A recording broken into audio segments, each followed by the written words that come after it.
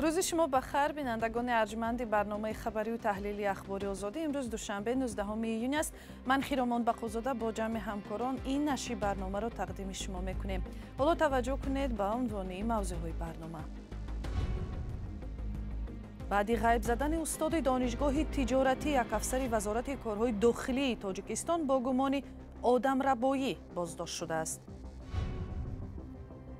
ارمنستان و ماشین‌های سیاه شیشه در این کشور قفقازی هم اکنون برای داشتن شیشه‌های تیره بیرون از معیار جزا جاری می‌شود. حالا من خیلی گرم شدم و از گرمی دست چپم را حس نمی‌کنم.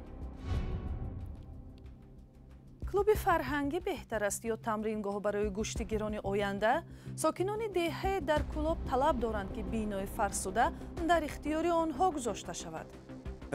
اختیار دیگه میدادنش و تعمیرش میکنم با هم آیندهش با هم استفاده میکننش میرم. امروز رئیس مجلس ملی مجلس عالی تاجیکستان رئیس شهری دوشنبه رستم امامعلی با معاون رئیس حکومت فدراسیون روسیه مراد حسنولین و هیئت همراهان او که با سفر کاری به تاجیکستان آمدند ملاقات نمود. مراد حسنولین گفت تاجیکستان و روسیه باید راههای انتقال محصولات کشاورزی را بدون جلب میانه‌روها رشد دهند. تاس از قول حسنولین نوشت نقلیات در نوبت اول می ایستد. مهم است که محصولات کشاورزی سری وقت از تاجیکستان به روسیه و به طور مستقیم به میانه‌روها از روسیه به تاجیکستان برسد گفته است.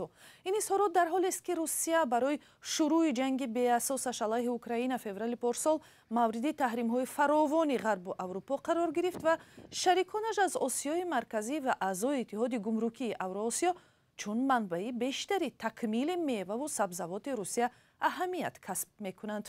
نوابسته به دعوت‌های به تکرار مسکو از دوشنبه تاجیکستان گفت که عین زمان نیت شامل شدن به سازمان اتحاد گمرکی اوراسیا را ندارد. پیوندان یک آموزگار دانشگاه تجارتی تاجیکستان یک هفته باز او را در ساحل‌های رودخانه زرافشان جستجو دارند. مقامات در ناپدید شدن او و احتمال کشته شدنش یک افسر بلندپایه وزارت کارهای داخلی تاجیکستان را گمانبر می‌دانند. او زمان ناپدید شده است که شب او را با زور به ماشین سوار کرده به سمت نامعلوم بردند. تفصیلات در گزارش همکاری ما کیومر سیاتو. دادستانی کلی تاجیکستان یاور سردار ریاست مبارزه با جنایت‌های سازمان یافته وزارت کارهای داخلی پادپالکوونیک اکمل یوسفزاده را به گمان آدمربایی بازداشت کرده است. مقامات در این باره خبر ندادند. چند منبع رادیوی آزادی گفتند که اکمل یوسفزاده به آن گمانبر است که شب 12 ایون اسماعیل رحمانوف آموزگار دانشگاه تجارتی تاجیکستان را زوراً به ماشین سوار کرده به سمت نامعلوم برده است. در نواری که به دست رادیوی آزادی رسید لحظه ثبت شده است که 2 نفر آموزگار را کشاله کرده میبرند.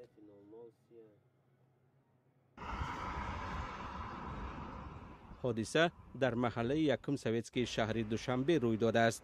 بیش از یک هفته باز از این آموزگار نشانه نیست. نزدیکان اسماعیل رحمانوف که در جستجوی او هستند گفتند که به مقامات زبان خط دادند که در این باره با رسانه ها گپ نمیزنند و به همین دلیل نخواستند با رادیوی آزادی صحبت کنند. به قول منبع‌های نزدیک به این 2 خانواده، همسر اکمل یوسفزاده با اسماعیل رحمانوف در دانشگاه تجارت کار میکردند. شاهدان میگویند چی ماجرای میان 2 همکار سر زده است و پادپالکوونیک شب او را برای صحبت دعوت کرده بوده است. اسماعیل رحمانوف 38 سال داشته، صاحب 4 فرزند است. در کارگاه او دانشگاه تجارتی تاجیکستان یک هفته باز بینشان بودنش را تصدیق کردند. مقامات تفتیشاتی کشته شدن او را از احتمال دور نمی‌دانند، ولی در این مورد اطلاع دقیق در دست نیست. ضمناً بینندگان ارجمند بعد اتهام یک زن صاحبکار که میگفت افسر میلیسا از او $30,000 طمع و به ناموسش دست درازی کرده است، این خادم میلیسا از مقامش برکنار شده است. در این باره به تفصیل بعد یک آگهی میگویم. ای هموطنی عزیزتر از جان، ای یوسف امروزی کنعان، بیرون ز وطن چه حال داری؟ بیا و از روزگارت ما را آشنا کن.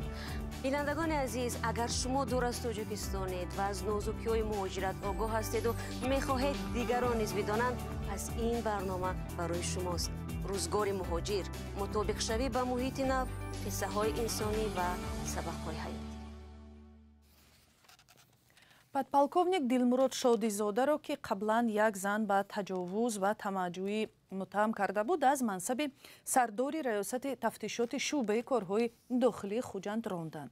Як манбаи наздик ба тафтиши қазия сабаби барканории ӯро сӯи истифода аз вазифа номид. Мақомот сабаби рондани Дилмурод Шодизодаро ба таври расмӣ шарҳ надоданд.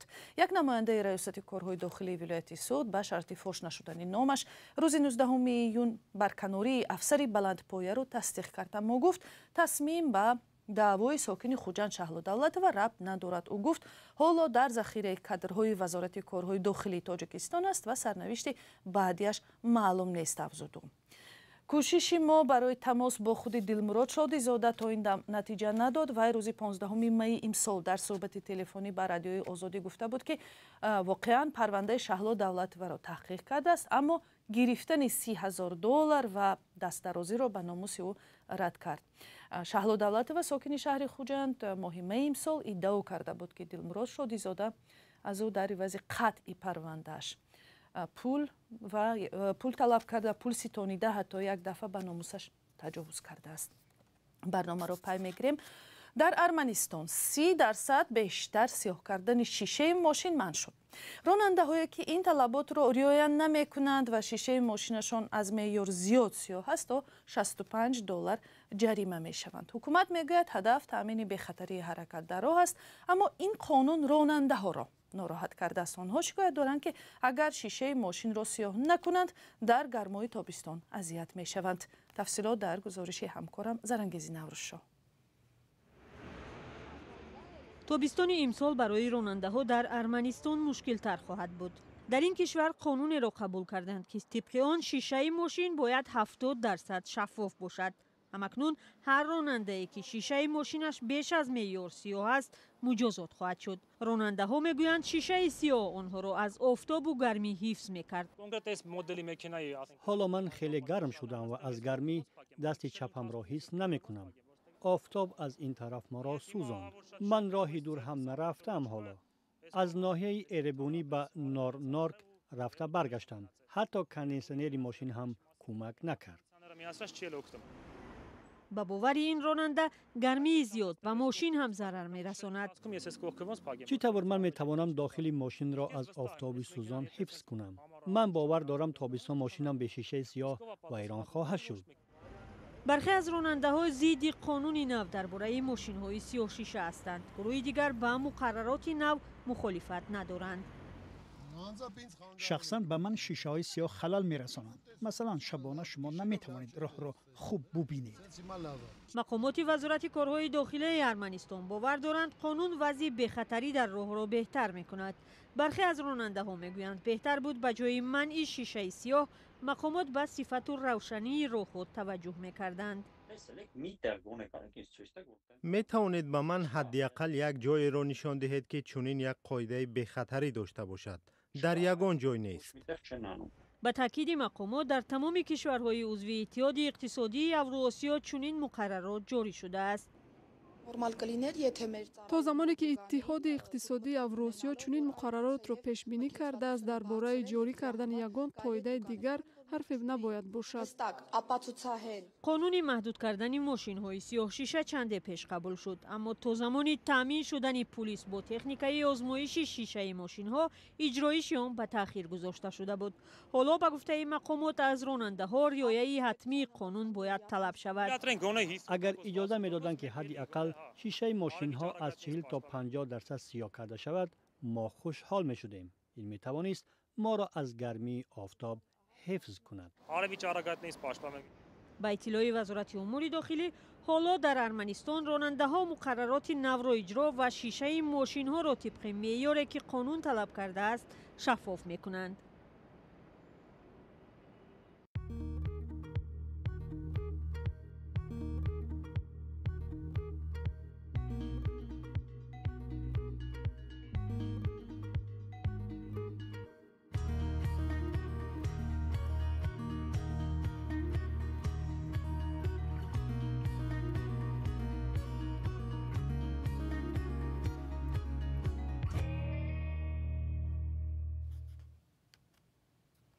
ساکنان دهه سری آسیای کنار شهر کولاب از مقامات تقاضا دارند که یگانه بینای سابق کلوب فرهنگی را در اختیار آنها گذارند.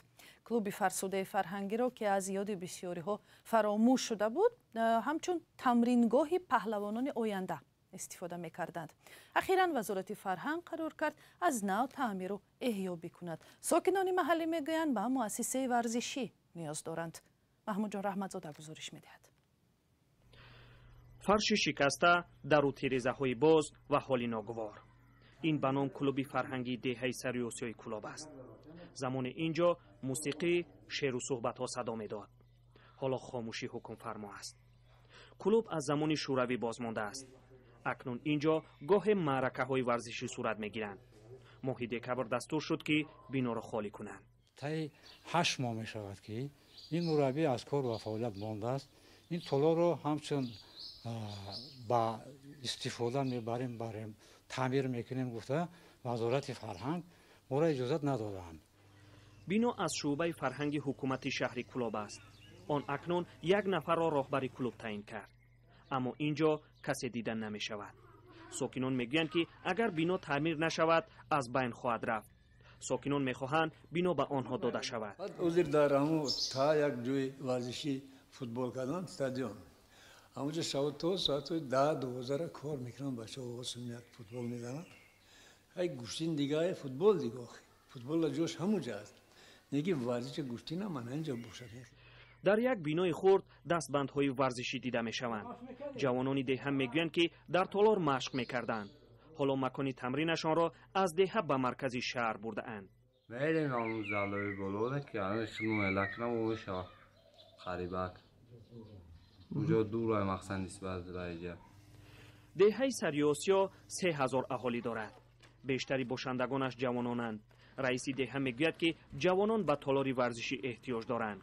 نه تالار ورزشی دادی همون نداره. اینا که خودگی ما زیاده از 350 خودگی میباشد. تالار ورزشی نداره. امیر خوبتر میشه که در همین اختیار دهه میدادنش و تعمیرش میکنیم با هم آیندهش با هم استفاده میبودنش میره. در شعبه فرهنگ شهری کولاب گفتند بنا در اختیار آنهاست. مدیر شعبه هرچند تعمیر طلب بودن بنا را تصدیق کرد، نخواست در نزد دوربین صحبت کند. وی گفت در جستجوی مبلغ تعمیر است. حالا شعبه فرهنگ کولاب 9 کلوب دارد. 2 آنها باید تعمیر شوند. مدیر گفت بنا به ساکنان دادن نمی شود. کی تعمیر شدن آن نیز معلوم نیست. بی سرنوشتی سبب نابودی بنا می گردد. محمود جان رحمتزاده، آزادی، کولاب. و یک خبر دیگر دادستانی کولاب خوزستان خبر داد که با قرار دادگاه شهر سخوم پایتخت این جمهوری اعتراف نشده در هیئت گرجستان 2 زن از تاجیکستان برای فروش غیر قانونی مواد مخدر 15 ساله محکوم به زندان شدند. در خبری وبسایت این نهاد از 16 ایون آمده است که دادگاه در قرارش روز 9 ایون نیلوفر بازاروی 22 و مایدگل رحیموی 45 ساله را در ویران کردن ماده کودکس جنایی ابخازستان درباره فروش غیر قانونی مواد مخدر گناهکار دانست.